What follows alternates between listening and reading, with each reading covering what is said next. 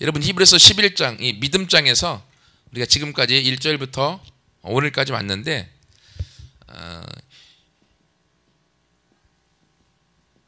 이 믿음장 가운데 가장 중요시 여기는 인물이 두 사람이 있어요. 첫 번째가 아브라함이고 두 번째가 오늘 본문인 모세. 이 두 사람을 가장 중요하고 집중해서 가르쳐주고 있습니다. 왜냐하면 아브라함은 하나님으로부터 약속을 받은 사람이죠. 약속을 받아서 믿음의 조상이 되어졌습니다. 근데 아브라함은 약속만 받고 죽었어요. 근데 이 약속이 구체적으로 이루어진 사건이 모세를 통하여 하나님의 약속이 성취되어집니다. 그래서 아브라함과 모세가 이 히브리서 믿음장 가운데 중요하게 가르쳐주고 있어요. 하나님이 아브라함에 줬던 약속이 세 가지죠. 땅과 자손과 그리고 복의 근원이 되겠다.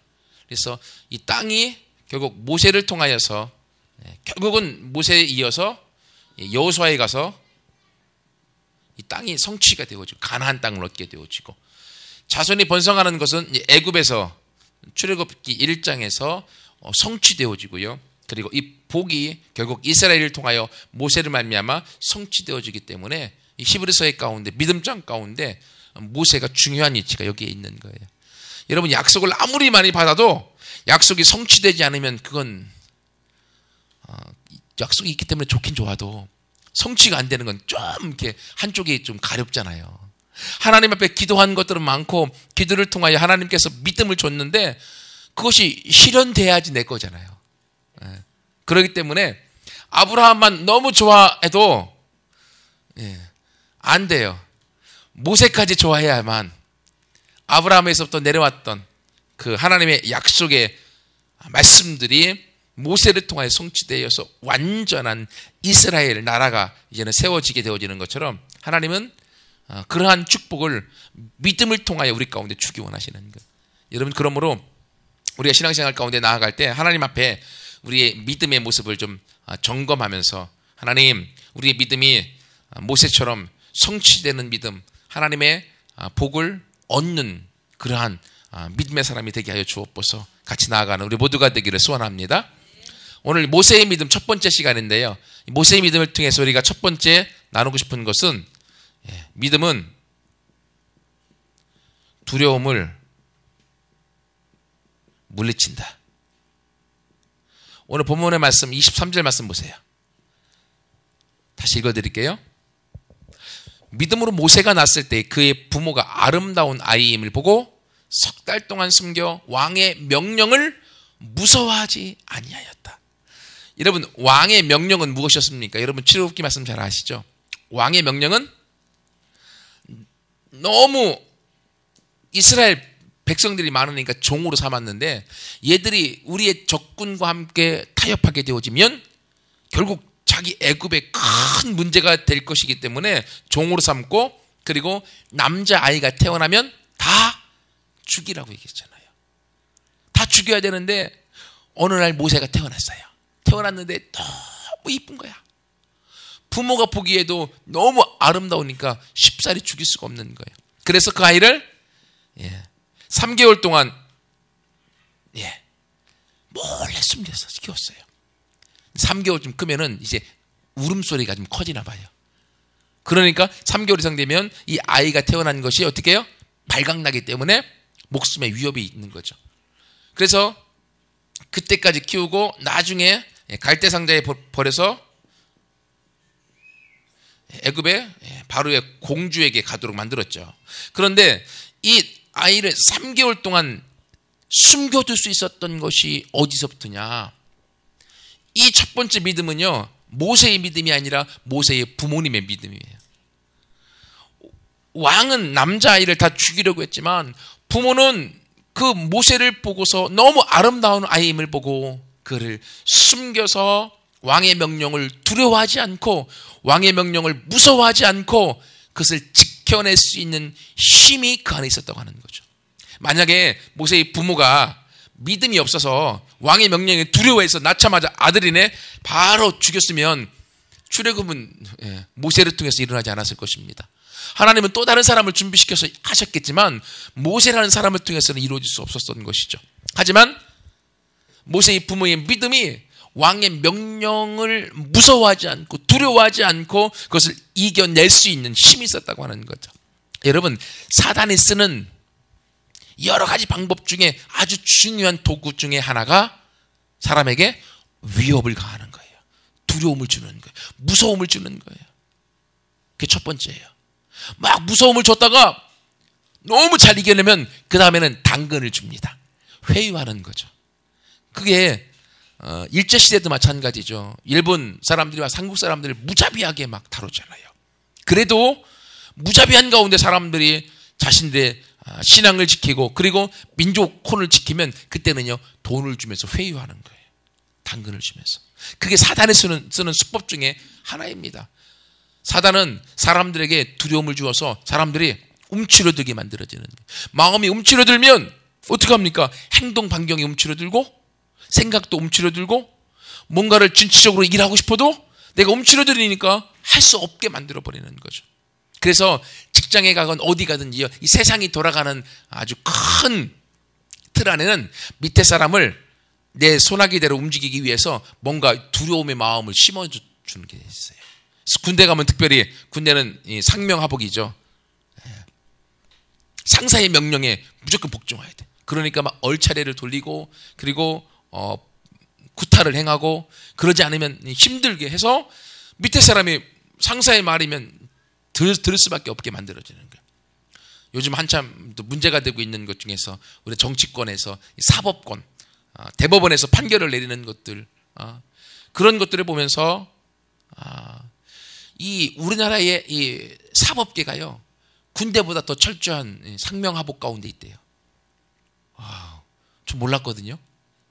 그래서 밑에 있는 판사가 아무리 올바른 결정을 내려서도 위에 있는 판사가 아니요 다시 해 라고 하면요 그 법이 법대로 되지 않고 사람에 따라서 바뀌어져 버리는 게 우리나라 사법권이라고 하더라고요. 그걸 보면서 우리나라가 야 이건 좀 문제가 있다라는 생각이 개인적으로 했어요. 이것처럼 사단은 사람을 올가매는 거예요. 그래서 꼼짝달싹 못하도록 만들어서 우리를 사로잡아 버려서 자기 마음대로 조종하려고 합니다. 그렇지만 여러분 이런 두려움은요 요한일서에 보면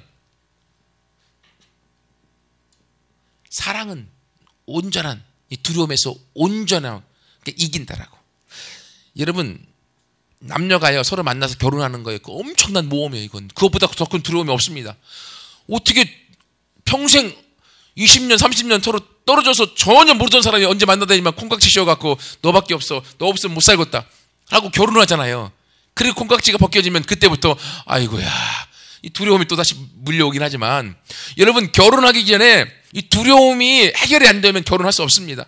근데요 사랑이 더 크면 두려움을 물리치고 결혼에 꼴이나는 거예요. 그렇죠? 사랑은 두려움을 물리치고 이깁니다. 근데 이 사랑 안에는요 그 사람에 대한 믿음이 들어있는 거예요.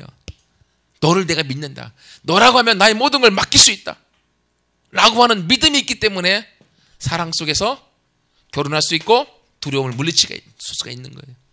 여러분 이것처럼은요 우리 안에서 내가 하나님에 대한 믿음이 얼마나 바로 세워져 있는가, 하나님을 얼마나 사랑하고 있는가는 내가 두려움을 얼마나 넘을 수 있느냐에 대한 그 두려움을 넘는 척도만큼 내가 하나님을 사랑하는 것이고 하나님을 의지하는 것이고 하나님을 믿고 있는 거예요.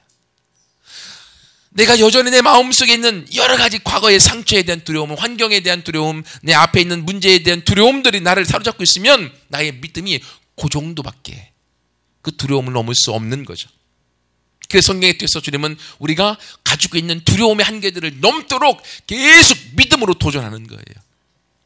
여러분 사람들은요 계속 사람들을 어떻게 합니까? 말로 쪼고요, 말로 부수고 깨뜨리고 그리고 더럽게 만들고 우리를 아무것도 아닌 사람처럼 만들어버립니다. 하지만 말씀을 읽으면 읽을수록 하나님은 우리 가운데 힘을 주고 그리고 용기를 북돋아주고 너는 소중한 사람이다. 할 수 있다. 네가 얼마나 소중하냐. 나에 있는 하나밖에 없는 아들 예수를 죽이고도 내가 너를 살릴 만큼 내가 너를 사랑한다. 우리에게 힘을 주는 겁니다. 사랑을 주는 겁니다. 그래서 우리 가운데 있는 모든 두려움을 물리치도록 하나님이 만드시는 거예요. 저도 여러 가지 경험이 있지만 저한테 가장 큰 두려움 중에 하나가 말씀드렸던 것처럼 말을 더듬는 거였어요. 말을 너무 많이 더듬어서 대화가 힘들 정도로 더듬었었던 그 모습. 그러니까 사람하고 대화하는 게 너무 두려운 거예요. 두려우니까 혼자 있고 싶은 거예요. 그러니까 대인 공포증까지 가는 거죠. 그렇게 제가 초등학교, 중학교, 고등학교 때까지도 대화는 됐지만 조금 마음에서 이 두려움의 마음이 생기면 아예 이 혀가 움직이지 않았으니까요. 그만큼 제가 두려움이 많았어요. 말 더듬에 대한. 목회를 하면서도 설교하다가도 말 더듬이 딱 생겨버리면요, 설교를 하는데 단어가 안 나가는 거예요. 등에서 식은땀이 쭉 흐르고 머리에서는 그 단어를 대체해야 될 것들이 막 돌아가면서 다른 말로 설교를, 다른 단어로 설교를 하는데 그것을 하고 나면요, 그 다음에 설교 원고가 하나도 기억이 안 나요. 너무 긴장하고 막 식은땀이 나서. 목회자가 말을 하는 사람인데 말을 더듬으니 목회를 할 수 있겠습니까? 하나님이 나 같은 사람을 목회자로 세웠는지 이해가 안 됐다니까, 그때는요. 그런데 하나님 앞에 이것 갖고 얼마나 원망했는지 몰라요. 기도하고 나가는데 하나님이 어느 날 그렇게 못난 내 모습인데도 불구하고 네가 말을 더듬어도 나는 너를 사랑한다 라고 하는 하나님의 마음을 내 안에 알게 해주시는 거예요. 나는 내 모습이 싫어서 너무 싫고, 나는 내 말 더듬는 모습이 사람들 앞에서 너무 창피하고 목회자로서 설교하는 것도 두렵고 힘든데도 불구하고인데 하나님의 말을 더듬어도 내가 너를 사랑한다라고 하는 하나님의 사랑의 마음을 내가 깨닫고 알게 되어지니까요, 어느 날 재미난 현상이 생깁니다. 말을 더듬어도 하나님 사랑해요? 그 앞에서 하나님의 사랑이 내 안에 더 크니까 말 더듬는 게 대한 두려움이 사라져 버렸어요. 그래서 설교하다가도, 말씀드렸잖아, 설교 막 하다가도 300명씩 놓고 설교하는데 어느 날 말이 더듬어요. 안 나와요. 죄송합니다. 말 더듬어서 단어가 안 나오네요. 설교할 때 이랬다니까요. 그러니까 성도들이 배꼽 잡고 막 웃어요. 막 잠깐만 기다리시라고, 다시 한번 해보겠다고. 또 안 나온다고. 무슨 코미디 아니고요. 그것이 가능할 수 있었던 것이 말 더듬에 대한 두려움이 내 안에서 사라져버렸기 때문에, 하나님이 그럼에도 불구하고 나를 사랑한다는 그 믿음이 크기 때문에 성도들이 수백 명이 나를 지켜보는 가운데 말을 더듬어도 당당할 수 있는 내 모습으로 바뀌어지니까요.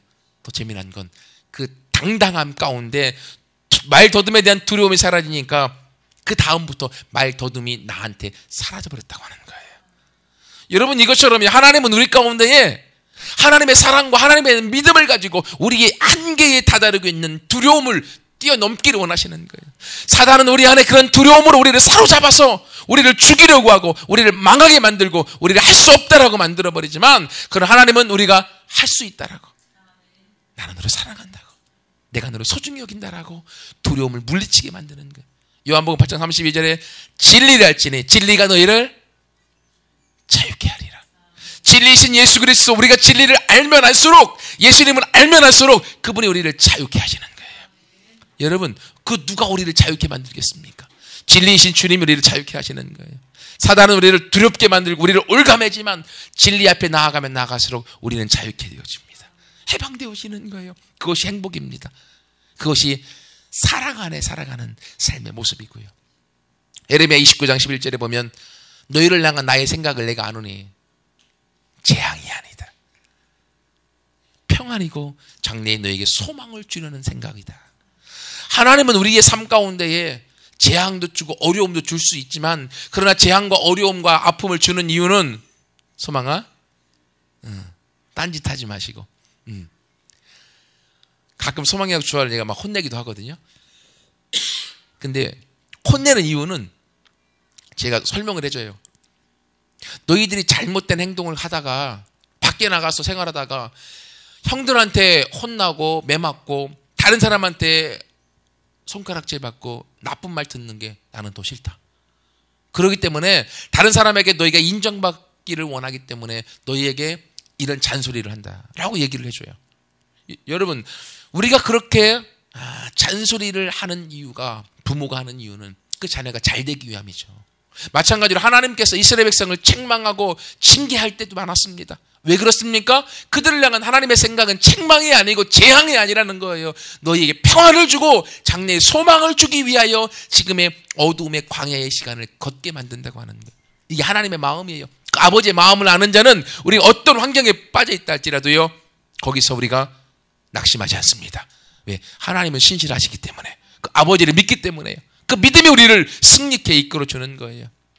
그래서 디모데후서 1장 7절에 보면 하나님께서 우리에게 주신 것이 있는데 그것은 두려워하는 마음이 아니다. 이 마음이라는 단어는 푸뉴마 영어로 되어져 있어요. 하나님이 우리에게 주신 것은 두려워하는 영이 아니에요. 하나님은 절대로 우리를 두렵게 만들지 않습니다. 왜? 좋으신 아버지, 축복하기 원하시는 아버지이기 때문에. 우리 가운데 어려움을 주는 이유는 우리가 자유하기 위해서 주는 것이라는 거죠. 하나님 우리 가운데 주신 두려워하는 영이 아니요, 능력의 영, 사랑의 영, 절제할 수 있는 영을 주었다. 하나님이 우리에게 주신 거예요. 왜요? 우리가 자유하라고. 여러분, 그러므로 여러분을 올가매고 있고 여러분 가운데 두렵게 만들고 여러분 가운데 낙심하도록 만드는 말과 과거의 경험과 상처와 지금의 환경이 무엇이든지 간에 믿음은, 하나님을 향한 믿음은 여러분을 자유케 합니다. 믿음은 우리를 두려움 가운데 물리쳐서 우리를 이 이스라엘 백성의 노예 생활에서부터 그들을 해방시킬 수 있는 모세가 탄생하도록 만든 것처럼, 바로 여러분의 믿음은 여러분의 인생을 오늘 이 시대의 모세로 여러분을 만들 것입니다. 하나님이 그것을 위해서 오늘 우리 가운데 있는 두려움을 함께 믿음으로 물리치기 원하시는 거예요. 여러분, 그러므로 어떠한 두려움이 있다 할지라도, 우리 딸이 자꾸만 고개가 밑으로 가면 내가 딸만 보고 내가 설교할 거예요. 여러분을 두렵게 만드는 것이 뭐가 있다 할지라도요, 여러분 말씀을 의지함으로 두려움을 넉넉히 이겨나가 승리하는 우리 모두가 되기를 축원합니다. 두 번째로요, 여러분, 믿음은 올바른 선택을 하게 만듭니다.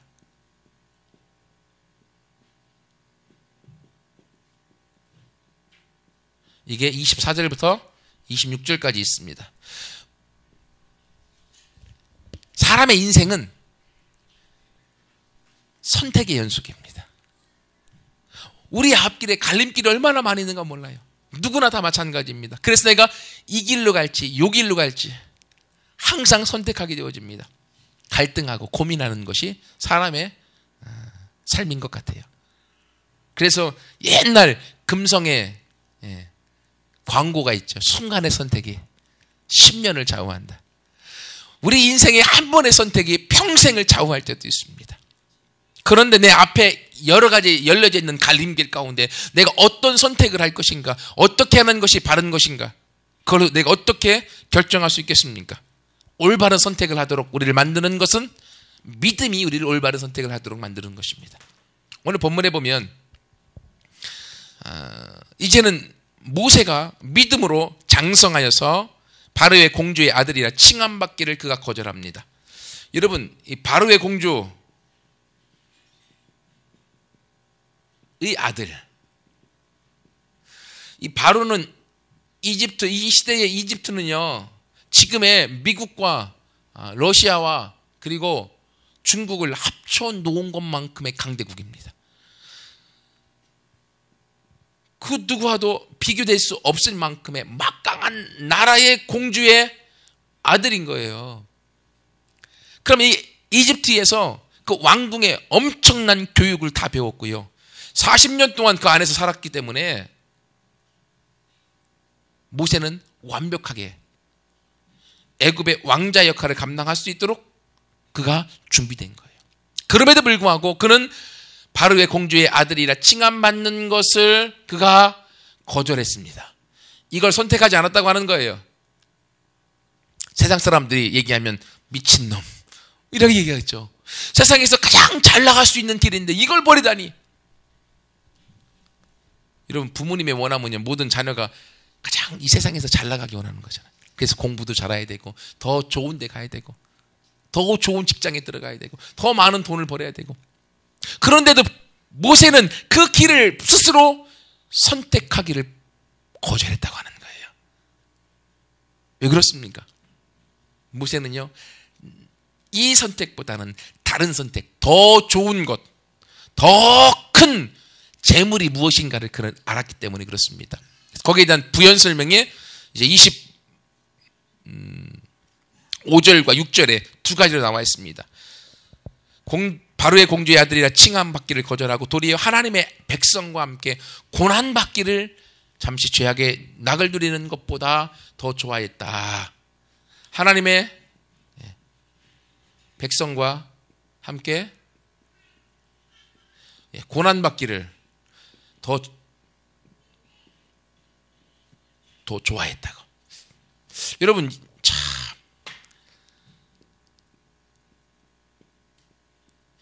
이해할 수 없는 내용이죠. 고난받는 걸 더 좋아했대요. 공주의 아들이라 칭함받는 것보다. 여러분은 이 둘 중에 하나 선택하라면 뭘 선택하겠습니까? 고난받는 걸 선택할래? 대통령의 딸의 아들이라고 하는 걸 선택할래? 뭐 선택의 여지가 없죠. 뭐 다 여기죠. 하지만 모세는 그가 바라보는 게 다른 곳에 있었다고 하는 거예요. 바로의 공주의 아들로 있는 것은 죄악의 낙을 누리는 것이다. 즉 죄악 속에 있는 것으로 그가 알았고요. 그가 고난받는 자리임에도 불구하고 하나님의 백성과 함께 고난받는 자리, 결국은 하나님이 계신 그곳에 내가 있겠다라고 하는 결정을 그가 했다고 하는 거예요. 세상에 있을래? 하나님께 있을래? 너는 뭐가 더 좋으니? 거기에 모세는 하나님을 선택한 거예요. 여러분, 우리가 이 시대를 살아가면서 하나님을 믿고 예배를 드리지만 세상에 나가면 우리가 선택의 갈림길이 너무 많이 있습니다. 직장에서도 마찬가지고요. 동네 사람들과, 또는 우리가 어떤 물건을 하나 살 때도요, 순간순간 우리 마음에 갈등들이 있는데 거기서 하나님의 마인드로 내가 선택할 것이냐, 아니면 세상의 마인드 가운데 그냥 넘어갈 것이냐. 참 재미난 건 제 경험에 의하면요, 뭐 돈이 100만 원, 200만 원 큰 것이 걸릴 때는요, 믿음으로 결정할 수 있겠더라고요. 이게 하나님이 원하시는 게 아니면 없어도 돼, 괜찮아 라고 결정을 쉽게 했었던 것 같아요. 근데 더 재미나는 건요, 서점에 가서 책을 사다가 몇 권을 골랐어요. 근데 책 고르다 보면 저도 나름대로 머리가 있으니까 얼마라고 계산을 했잖아요. 근데 프론트에 와서 계산을 했는데 내가 생각했던 것보다 한 3,000원 더 싸게 불러주는 거예요. 그러면 속에서 갈등합니다. 이걸 내가 계산을 다시 해보라고 말을 할까, 아니면 뭐 프론트에서 계산한 대로 그냥 돈을 주고 나올까. 순간적으로 그 고민을 합니다. 아니 몇백만 원에 대해서는 잘 그냥 대범하게 결정할 수 있는데 그 몇천 원, 그것이 나를 갈등하게 만드는 내 모습을 보면서, 이야, 진짜 인간이 아무것도 아니다, 내 믿음도 아무것도 아니구나 라는 것을 그 순간순간 제가 느낄 때가 있었던 경우가 있었습니다. 여러분, 내가 하나님 안에서 쓴다라고 하면, 내가 만약에 그 돈을, 책값을 결정하지 않았다라고 하면, 계산하지 않았다라고 하면 그냥 프론트에서 달라는 대로 주면 아무 문제가 없겠지만, 내가 계산한 것과 그 사람이 계산한 게 다르다라고 하면 내가 다시금 물어봐야 될 것인데, 그게 하기 싫더라고요. 그게. 이것처럼 하나님을 선택하는 길로 가면은 그것을 바로잡아서 어떤 게 맞는가를 확인해야 될 텐데, 그걸 하지 않고 그냥 3,000원에 내 양심을 팔아먹고 넘어가고 싶은 유혹이 우리 안에 들어올 때가 많이 있더라는 거죠. 우리 어르신들도 마찬가지고 우리도 마찬가지일 거예요. 순간순간 우리의 그 선택의 갈림길 가운데, 내가 믿음 안에 하나님에 대한 사랑 가운데, 하나님이 원하는 길 가운데 하나님 그분 안에 있지 아니하면 올바른 선택을 할 수가 없고, 이기적인 선택, 나에게 이익이 되는 선택, 내가 좋아하는 선택을 하게 된다고 하는 거죠. 그러나 모세는 자기가 좋아하는 선택을 한 것이 아니라 하나님 원하는 선택, 하나님 안에서의 올바른 선택을 통하여서 하나님의 백성과 함께 고난받는 걸 더 좋아하는 자리로 들어갔고, 26절에 보면 그리스도를 위하여 받는 수모를 애굽의 모든 보화보다 더 큰 재물로 여겼다.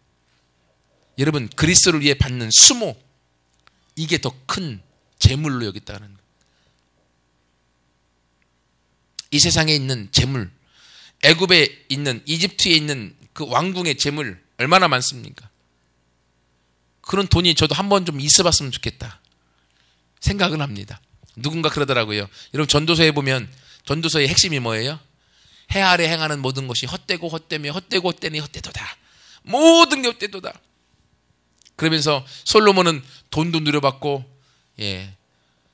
자기 아내도 엄청나게 많았고, 또 첩들도 엄청나게 많았고, 왕자의 왕권이 또 지혜도 있었고, 모든 걸 다 누려봤는데 다 헛되다고 하더라 라고 얘기하면, 그래도 나는 한번 그것 좀 누려봤으면 좋겠다 라고 얘기하는 게 사람의 마음인 것 같아요.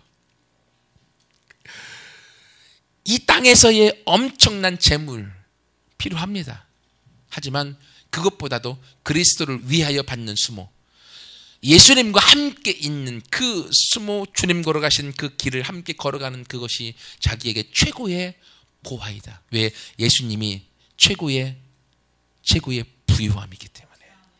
여러분, 우리의 삶 속에서 모세는 이 믿음이 있기 때문에 그 길을 선택할 수 있었던 거예요. 근데 우리에게 지금 바로 모세처럼 이걸 선택하라고 하면은 선택을 못할 경우가 더 많습니다. 왜냐하면 우리의 믿음은 모세의 믿음과 조금 다르기 때문에, 모세의 믿음만큼 못 쫓아갈 수 있기 때문에요. 제가 신학을 공부하면서 고민했던 거 하나가 있었습니다. 그게 뭔가 하면, 신약 성경의 거의 절반을 쓴 사람이 누구예요? 사도 바울이 썼잖아요. 사도 바울 너무 위대합니다. 와, 써놓은 로마서 같은 경우는 너무 대단해요. 막 엄청나요. 와, 사도 바울을 본받고 싶다. 모두가 다 이야기합니다. 근데 그때 하나님이 제 마음 가운데 질문을 하나 던지셨어요. 사도 바울 위대하지? 너무 위대합니다. 본받고 싶지? 본받고 싶습니다. 그럼 너도 사도 바울처럼 살래? 답이 안 나와요. 사도 바울이 얼마나 험난한 인생을 살았는지, 얼마나 어려운 삶을 살았는지를 알기 때문에 너도 바울처럼 살래? 라고 하나님이 물어볼 때요, 선뜻 대답이 안 나오더라고요. 그러나 나중에는 고백을 해서, 하나님, 그래요. 하나님이 바울처럼 살기 원하시면 나는 그 길을 함께 살고 걸어갈게요. 여러분, 지금 모세가 선택했던 이 길은요, 험난한 길입니다. 그러나 그 안에 믿음이 있기 때문에 그는 올바른 선택을 했고, 그 올바른 선택이 험난한 과정을 뛰어넘어 나중에 이스라엘의 최고의 지도자로 그가 인정받게 되어지는 거죠. 여러분, 사도 바울 신약의 거의 절반을 썼습니다. 지금 이 시대까지 바울에 대한 명성이 자자합니다. 하지만 바울처럼 살 사람이 있느냐라고 물어볼 때 손들 사람은 거의 나오지 않을 겁니다. 적습니다. 우리의 믿음이 거기까지 못 쫓아가기 때문에. 제가 좋아하는 사람 중에 모잠비크의, 아프리카 모잠비크의 선교사 중에 하이드베이커가 있는데요.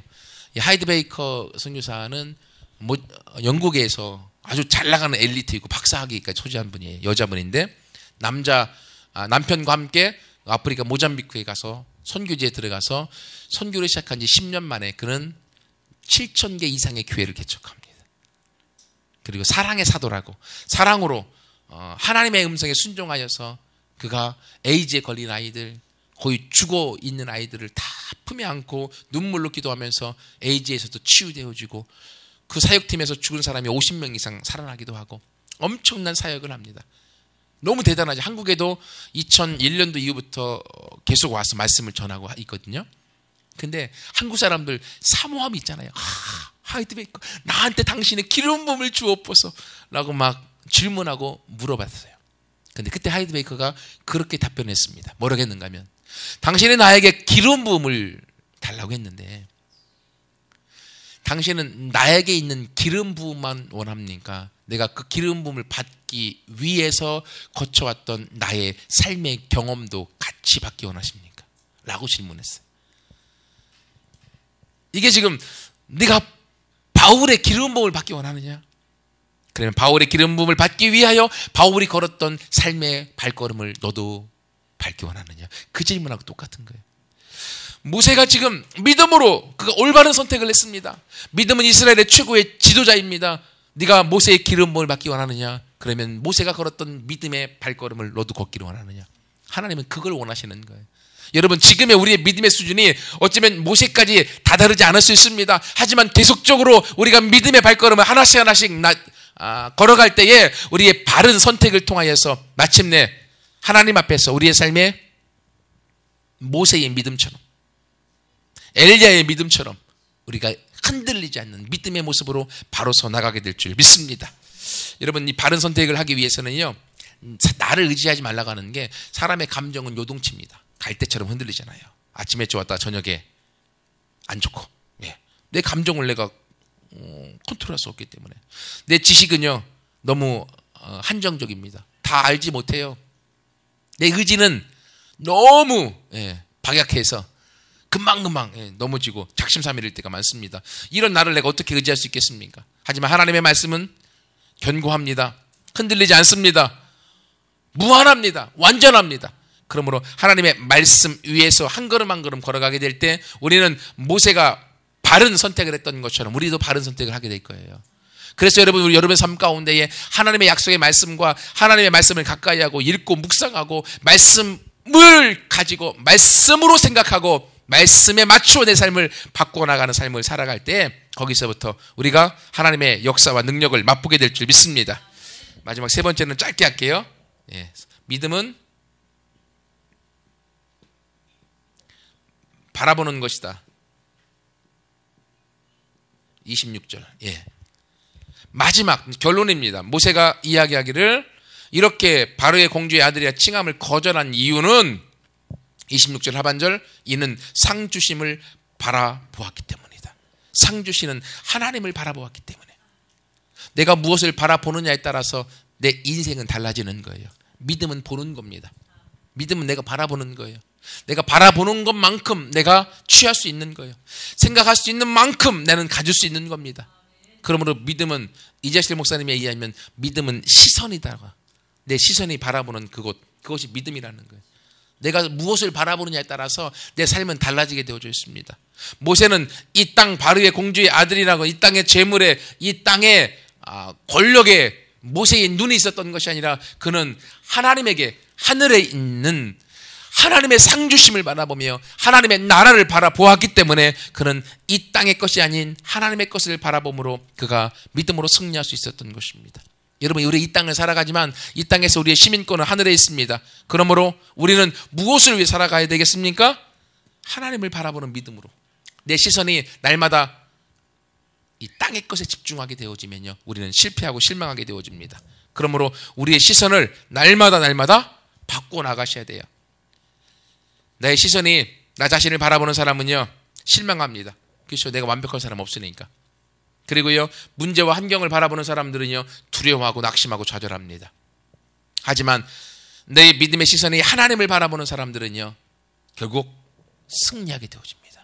전쟁은 여호와께 속하였기 때문에, 하나님이 승리를 주시기 때문에. 내 믿음의 시선이 예수 그리스도를 바라보는 자는 자유하게 되어집니다. 진리이신 주님 우리를 자유케 하기 때문에.